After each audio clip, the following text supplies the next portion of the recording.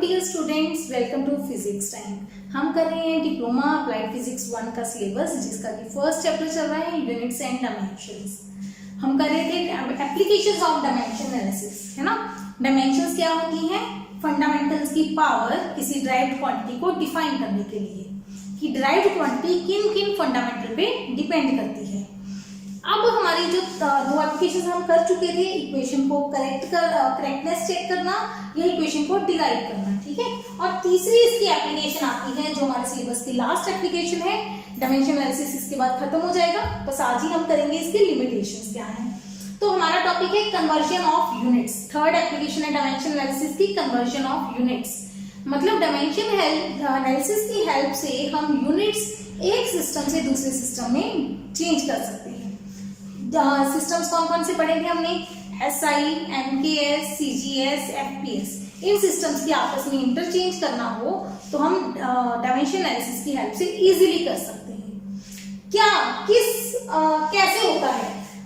देखो, एक सिंपल सी मैं चीज लिखती हूँ बोर्ड पे, 1 किलोमीटर, ठीक है। अगर मैं इसको 1000 मीटर लिख दूं तो क्या ये गलत है कि सही है? सही है। मतलब किलोमीटर से मीटर में चले गए तो आगे जो नंबर है वो चेंज हो गया। यहाँ पे नंबर कितना है? 1 किलोमीटर। यहाँ पे नंबर कितना है? 1000 मीटर। याद रखो, ये क्या है? यूनिट। ये क्या है? Numerical value. ये क्या है? पीछे यूनिट, आगे क्या है? Numerical value. किसी भी फिजिकल क्वांटिटी को, फिजिकल क्वांटिटी मतलब जो क्वांटिटी मेजर हो सकती है उसको हम क्यू से लिखते हैं। क्वांटिटी को क्यू से शो करेंगे तो क्यू को किस फॉर्म में लिखते हैं हम? n into you. You for unit, n for number, numerical value. तो जितना यूनिट बड़ा उतना उसका नंबर छोटा, जितना यूनिट छोटा उसका नंबर बड़ा। अब एक ले लो मीटर, एक ले लो सेंटीमीटर। मीटर बड़ा है कि सेंटीमीटर? मीटर बड़ा है, पता ही है। मीटर इतना बड़ा होता है ना, मीटर रॉड होती है जो। सेंटीमीटर कितना होता है? इतना सा स्केल में हिस्सा होता है, जो स्केल का छोटा सा हिस्सा है ना, स्केल में जो सेंटीमीटर्स होते हैं। मीटर बड़ा है तो अगर मैं 5 मीटर लिखूं तो सेंटीमीटर में कितना लिखना पड़ेगा मुझे? 500। पता है ये फैक्टर्स? कुछ फैक्टर याद है? वैसे मैंने आपको वो करवाए थे ना, prefixes, deca, deci, metre, kilo, है ना, किलो, मिली, वो वाली चीजों में यूज हो रही है। मीटर के साथ नंबर 5 है तो सेंटीमीटर छोटा हो गया तो नंबर बड़ा हो गया, लेकिन क्वांटिटी उतनी रही। चाहे आप दुकानदार को बोलो 5 मीटर कपड़ा दे दो, चाहे आप बोलो 500 सेंटीमीटर कपड़ा दे दो, बराबर ही आएगा, ठीक है। या आप शुगर लेने जा रहे हो, 1/2 किलो ले लो, आधा, ये फैक्टर आधा ही है, 1/2 है। या 500 ग्राम ले लो, एक ही बात है ना, दोनों बराबर है। क्वांटिटी उतनी ही है, चीज उतनी ही मिलेगी आपको, लेकिन न्यूमेरिकल फैक्टर फर्क होता है। तो इस चीज को हम क्या लिख सकते हैं? ध्यान देना, हम लिख सकते हैं N1U1 बराबर N2U2। यूनिट चेंज हो गए तो नंबर भी चेंज हो गए। हमारी क्वांटिटी होती है NU, क्वांटिटी तो दोनों ही बराबर है, तो इधर हो गया N1U1, इधर हो गया N2U2। समझ आ गई? अच्छा, अब जो भी आपका यूनिट होगा, किसी भी क्वांटिटी का यूनिट, वो हमेशा MLT की फॉर्म में होगा। कोई भी क्वांटिटी है वो MLT कौन है? हमारे फंडामेंटल। अगर मास है तो m की पावर 1 आ जाएगी, अगर लेंथ है तो l की पावर 1 आ जाएगी, फोर्स है तो m और l की पावर 1 आ जाएगी, t की पावर -2 आ जाएगी। मतलब कोई भी यूनिट हुआ m y z, MLT की पावर 1 x y z आएगी। अच्छा, यूनिट है m1 m2 l1 t1 आ जाएगा। अच्छा, अगर u2 हुआ तो वो क्या होएगा? m2 l2 t2 power x y z। Power भी चेंज होगी क्योंकि क्वांटिटी तो वही है, बराबर रखा है राजे, तो इधर फोर्स है तो इधर भी फोर्स आएगी। फंडामेंटल चेंज हो जाएंगे, जैसे इधर फंडामेंटल SI में किलोग्राम है, इधर ग्राम आ गया CGS में, है ना। फंडामेंटल चेंज हो जाएंगे लेकिन डायमेंशन वही रहेंगी। पुट कर दो वैल्यूज। अगर ये मुश्किल लग रहा है ना, घबराना नहीं है, हमने सिर्फ आंसर लेके आना है। यहाँ से नहीं भी याद हो तो कोई बात नहीं, सिर्फ आंसर याद कर लो, जो एंड में आंसर बताऊंगी वो याद कर लेना।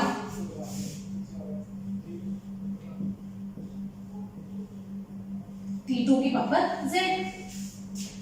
अब N1 और N2, आपको N2 निकालना है तो N2 की वैल्यू आ जाएगी M1 L1 T1 XYZ, M2 L2 T2 XYZ।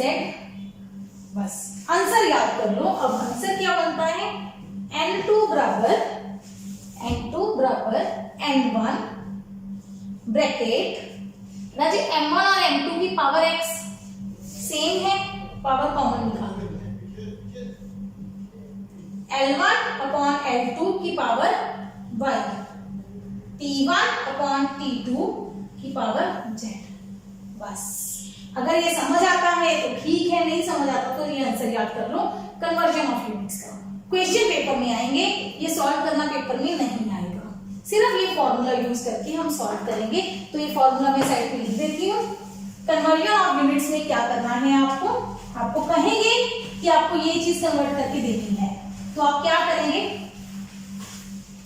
Conversion of units हमारा फॉर्मूला है N2 is equal to N1 M1 upon M2 power X, L1 upon L2 power Y and T1 upon T2 power Z। XYZ dimensions है quantity के, और M1 L1 T1 first unit है, M2 L2 T2 second unit है। Question देखो इसका कैसा रहेगा। Question देखो, first density of mercury is 13.6 gram divided centimetre cube, convert it into kilogram divided metre cube.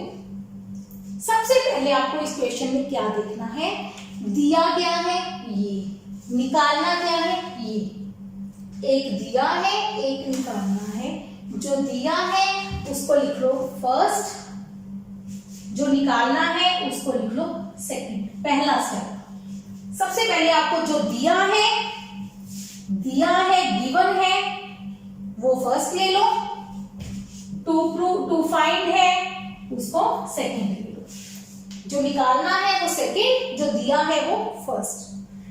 दूसरी चीज आप देखो क्वांटिटी, क्वांटिटी कौन दी है, डेंसिटी, क्वांटिटी कौन दी है, डेंसिटी।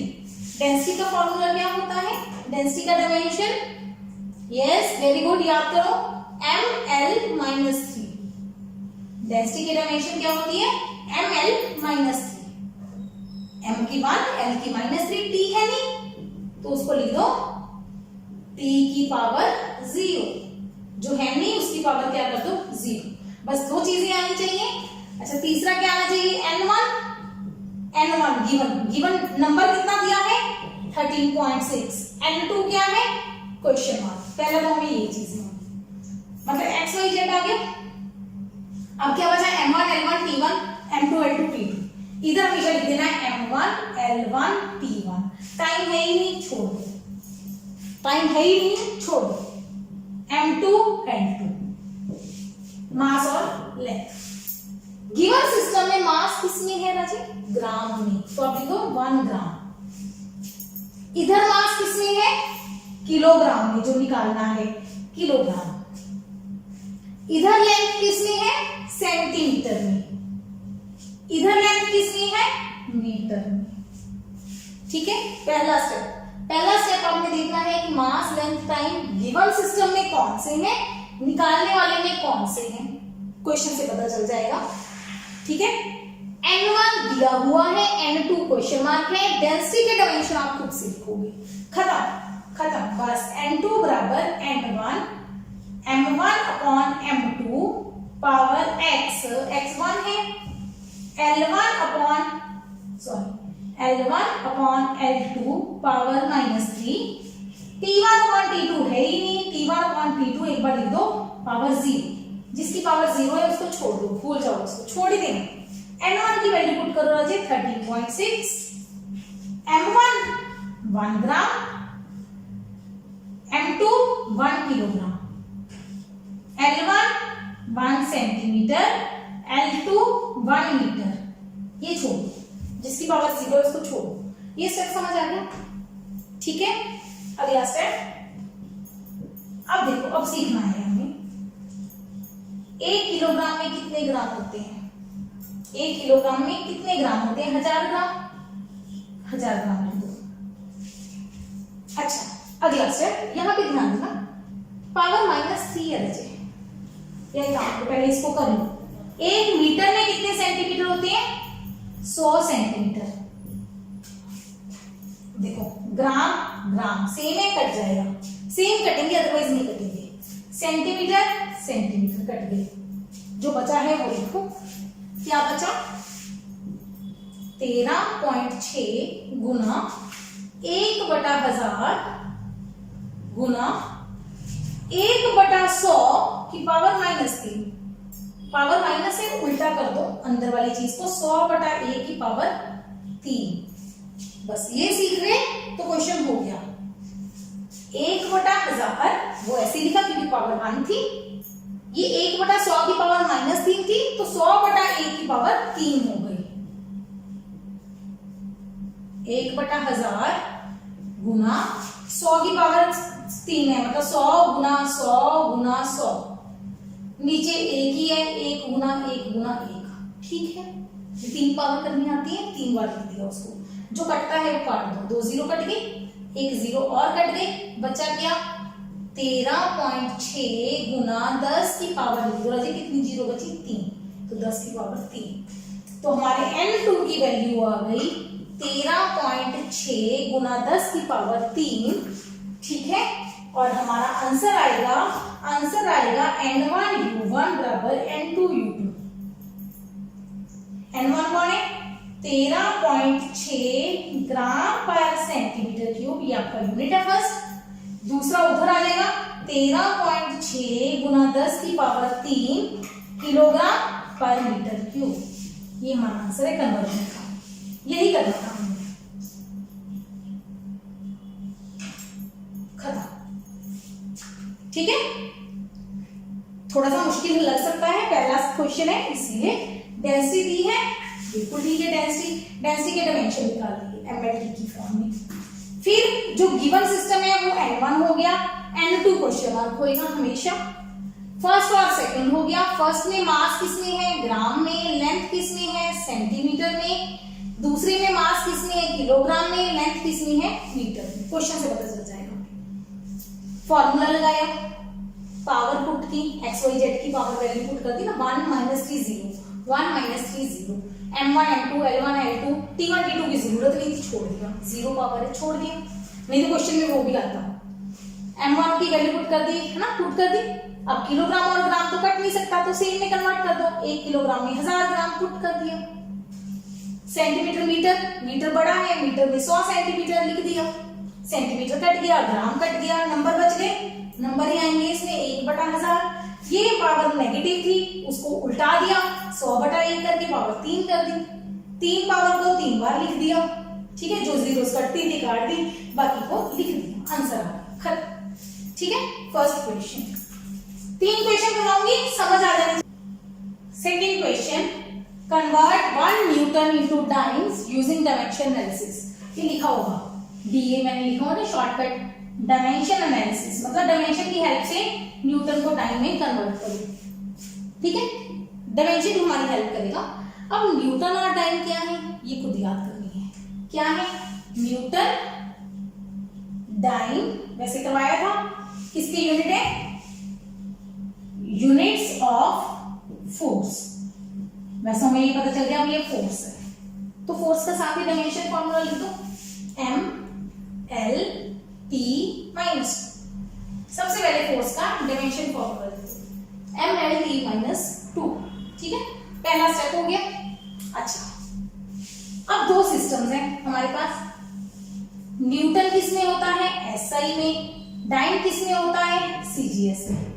पहले हमें ये पता होना चाहिए, न्यूटन किसमें है? SI में। डाइम किसमें है? CGS में। तो हमारा फर्स्ट सिस्टम और दूसरी तरफ आ गया, इधर लिख दो साइड में, फर्स्ट और सेकंड। अच्छा, फर्स्ट सिस्टम कौन सा होता है? गिवन किसमें है? 1 न्यूटन, जो नंबर दिया है। N1 कितना दिया है? 1। N2 कितना दिया है? क्वेश्चन मार्क, जो नहीं दिया वो क्वेश्चन मार्क। फर्स्ट सिस्टम हमारा SI हो गया, ये हमें पता चल गया। CGS, second system CGS. ज्यादा क्वेश्चन इसी टाइप के आएंगे, ये 2 क्वेश्चन करवाऊंगी, उनमें से एक याद आ जाएगा, ठीक है। टोटल 3 हो गए ना, फर्स्ट डेंसिटी वाला हो गया, दूसरे 2 करवाऊंगी बस, दोनों में से एक पेपर में आ जाएगा। एसआई और सीजीएस, एसआई में मास लेंथ टाइम, सीजीएस में मास लेंथ टाइम, फोर्स में तीनों ही है, मास लेंथ टाइम तीनों लिखेंगे। एसआई में मास किस में होता है, किलोग्राम में, लेंथ किस में होती है, मीटर में, टाइम किस में होता है, सेकेंड में। सीजीएस में मास किस में होता है, ग्राम में, लेंथ किस में होती है, सेंटीमीटर में, टाइम किस में होता है, सेकेंड में, ठीक है। जो भी है वो लिख दो पहले।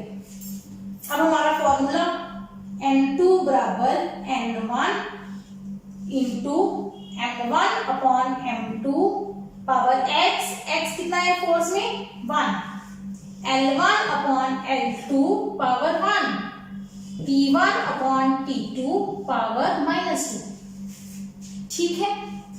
M1 M2 की वैल्यू पुट करो, M1 कितना है किलोग्राम, M2 कितना है ग्राम, L2 कितना है, L1 metre, L2 centimetre, second, ठीक है। याद है सेकेंड और सेकेंड बेटा कट गए, ये तो कट गए, तो कन्वर्ट करने की जरूरत ही नहीं आपको, नहीं तो हम कन्वर्ट कर रहे थे ना, इनको जरूरत नहीं पड़ेगी क्योंकि ये सेम थे। ओके आगे चलो 1, अब किलोग्राम और ग्राम बिल्कुल कन्वर्ट करना पड़ेगा, 1000 ग्राम बटा 1 ग्राम, पावर 1 है, पावर छोड़ दे, पावर को छोड़ा है, फैक्टर को नहीं छोड़ा, फैक्टर वैसे ही लिख दिया, गुना मीटर को सेंटीमीटर में 100 सेंटीमीटर, नीचे 1 सेंटीमीटर, यहाँ 1 की पावर -2, बेटा 1 की तो जो मर्जी पावर ले लो, 1 की जो मर्जी पावर, 1 की 1 पावर, 1 की 2 पावर, जो मर्जी ले लो, वो 1 ही होता है ना, 1 की पावर कोई मर्जी हो, वो 1 ही आंसर आएगा। ग्राम कट गया, 1000 गुना 100, सेंटीमीटर कट गया, गुना 1, ठीक हो गया। सारा देखो, सिर्फ 1 से मल्टीप्लाई करने में कोई फर्क नहीं पड़ता। 10 की पावर देखो कितनी बनेगी, जितनी जीरो है वो जीरो भी नहीं, 1 2 3 4 5 जीरो आई है, 10 की पावर 5, तो N2 की वैल्यू कितनी आ गई, 10 की पावर 5, तो हमारा आंसर आ गया N1 U1 बराबर N2 U2। N1 कौन है 1, N1 कितना है 1, U1 फर्स्ट यूनिट कौन है न्यूटन, बराबर N2 कौन है 10 की पावर 5, यूनिट कौन है सेकंड टाइम, तो 1 न्यूटन बराबर 10 की पावर 5, डन, आंसर खत्म, इसकी जरूरत नहीं, ये तो बताया था ना 1 की पावर जो मर्जी हो वो 1 ही होता है। न्यूटन इंटू टाइम ऐसे कन्वर्ट करना है, न्यूटन से टाइम में, ठीक है, नोट कर लो।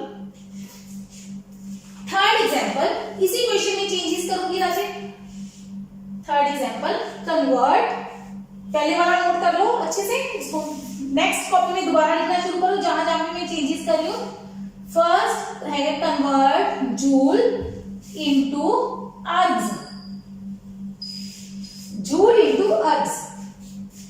अब जूल और अर्ग क्या है, जूल किसके यूनिट थे, पढ़े थे हमने, जूल किसके यूनिट थे, एनर्जी के, जूल किसके यूनिट है, एनर्जी के।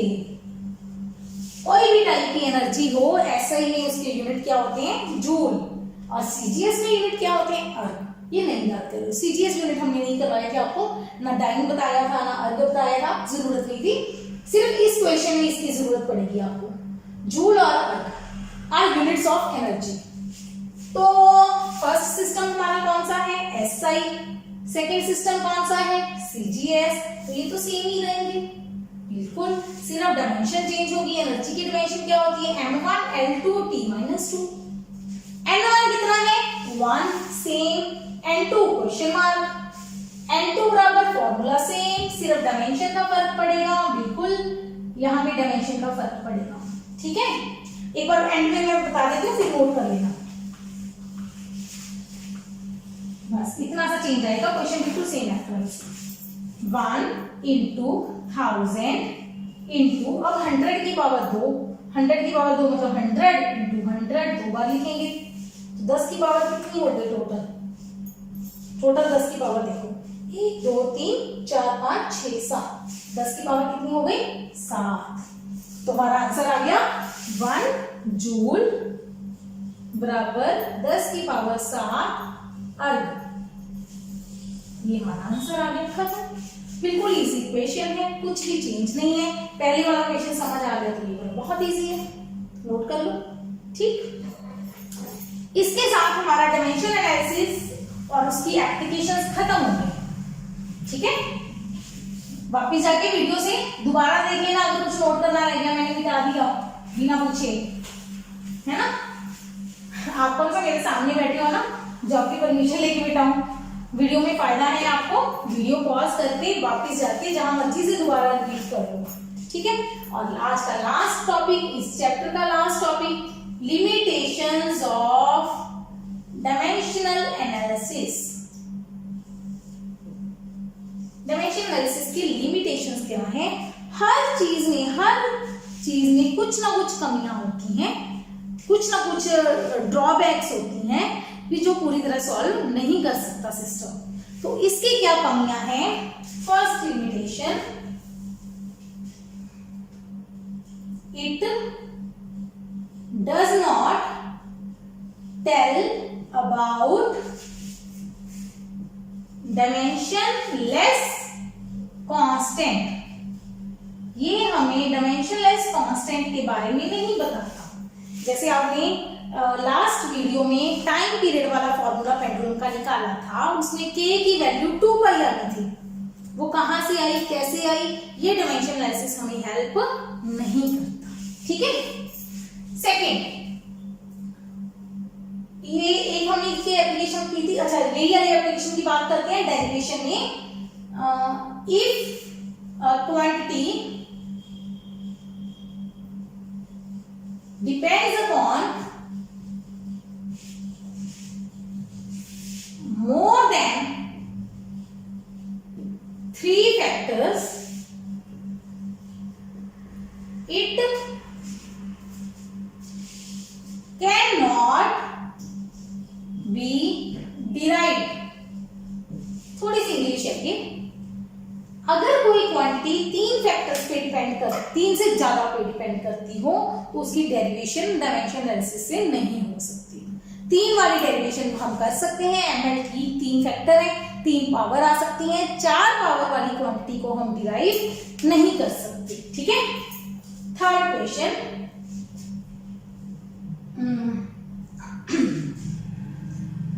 Equations with trigonometry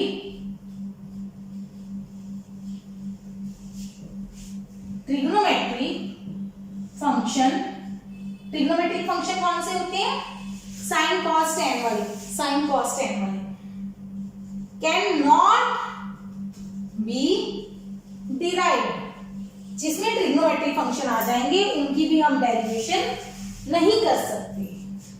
fourth, derivation की कमियां हैं। हम डेरिवेशन हर एक इक्वेशन की नहीं कर सकते, बताया था मैंने।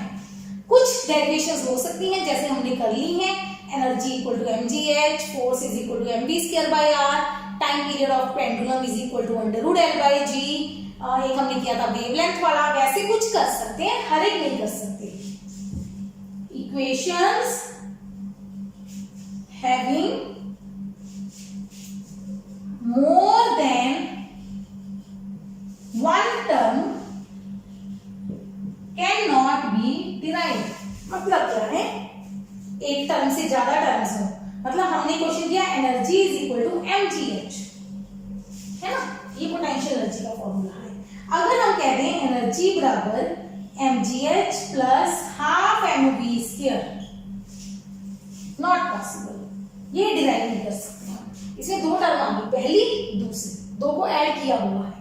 मतलब ऐसे कह लो, एडिशन सब्ट्रैक्शन,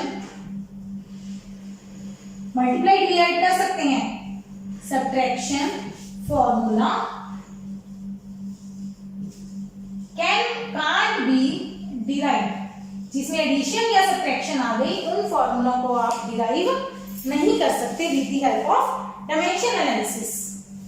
ठीक है, एडिशन सब्ट्रैक्शन वाले फॉर्मूला को हम डिराइव नहीं कर सकते।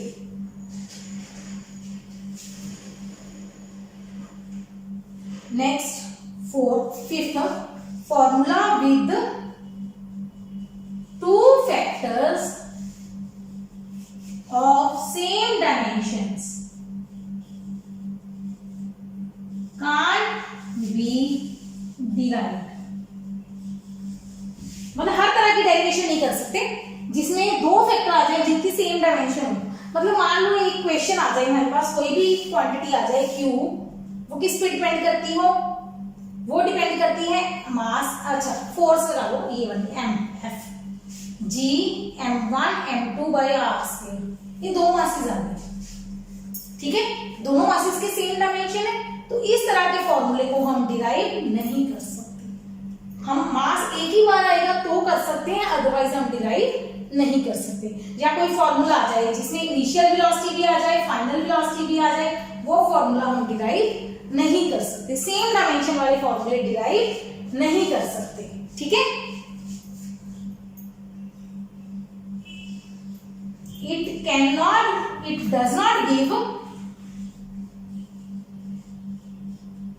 does not tell about exact correctness। ये पूरी तरह नहीं बताएगी कि इक्वेशन सही है। मतलब क्या है, हमारी इक्वेशन जो सही है actually v equal to u plus at, ये सही है, डायमेंशन की हेल्प से भी ये सही है।